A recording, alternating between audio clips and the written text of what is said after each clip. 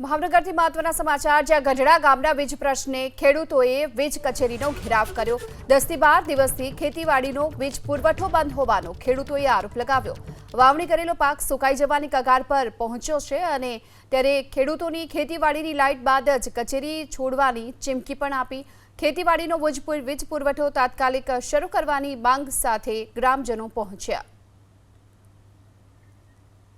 તો વાવણી કરેલો પાક સુકાઈ ગયો છે અને ખેડૂતોની ખેતીવાડીની લાઇટ બાદ જ કચેરી છોડવાની ચીમકી આપી, કારણ કે છેલ્લા ઘણા સમયથી જ્યારે વીજ પુરવઠો નથી મળી રહ્યો, ખેતીવાડીનો વીજ પુરવઠો બંધ હોવાના કારણે ખેડૂતો અહીં પહોંચ્યા હતા અને વીજ કચેરીનો ઘેરાવ કર્યો। 10 થી 12 દિવસથી વીજ પુરવઠો બંધ છે, વાવણી કરેલો પાક સુકાઈ ગયો છે, કારણ કે પાકને પાણી આપવા માટે જે વીજ પુરવઠાની જરૂર છે અને તેના કારણે જ આ ખેડૂતો છે તેઓ પોતાની રજૂઆત લઈ વીજ કચેરીએ પહોંચ્યા હતા અને ખેતીવાડીની વીજ પુરવઠો શરૂ થયા બાદ જ કચેરી છોડવાની પણ ચીમકી આપી। ઉગ્ર રજૂઆત સાથે ખેડૂતો અહીં પહોંચ્યા।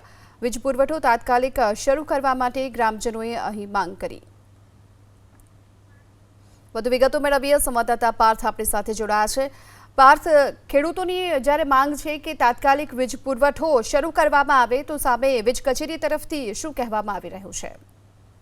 જો ભાવનગર મહુવા તાલુકાનું ગઢડા ગામ આવેલું છે કે જ્યાંના ખેડૂતો છે છેલ્લા 10-12 દિવસથી પરેશાન થઈ રહ્યા છે એટલા માટે કે તેમને ખેતીવાડી માટે જે લાઇટ આપવાની હોય છે તે પીજીવીસીએલ દ્વારા પુરવઠો છે તે યોગ્ય રીતે નથી મળી રહ્યો તેવા આક્ષેપો સાથે આ જે ખેડૂતો છે તે મહુવાના ગ્રામ્ય એક નાયબ એન્જિનિયરની કચેરી આવેલી છે ત્યાં જઈને તેઓ ધરણા અથવા તો તેમની માંગ કરી રહ્યા હતા કે અમને વીજ પુરવઠો આપો પૂરતો, પરંતુ બીજી તરફ જે પીજીવીસીએલના જે અધિકારી છે તેમનું કહેવું છે કે સમયસર પુરવઠો મળે તેવો પ્રયત્ન કરીશું અને આગામી સમયમાં જે આજે ગઢડા ગામના જે લોકો છે તેમને મુશ્કેલી ન પડે તેવા પ્રયત્ન કરશું, પરંતુ ગામ લોકોનો આરોપ છે કે 10-12 દિવસથી તેમને વીજ પુરવઠો મળ્યો જ નથી, તેના કારણે તેમને જે ખેતી કરી છે તેના ઉપર સંકટ તોળાઈ રહ્યું છે અને એક તરફ જે વાવણીનું વાવેતર શરૂ કરવામાં આવ્યું છે ત્યારે ખેડૂતોને પાણીની ખૂબ સારી માત્રાની અંદર જરૂર પડતી હોય છે, પરંતુ આ પરિસ્થિતિ બનતા આજે કચેરીનો ઘેરાવ કર્યો હતો અને તેમને વીજ પુરવઠો યોગ્ય રીતના મળી રહે તે માટે ગઢડા ગામના લોકોએ માંગ કરી હતી।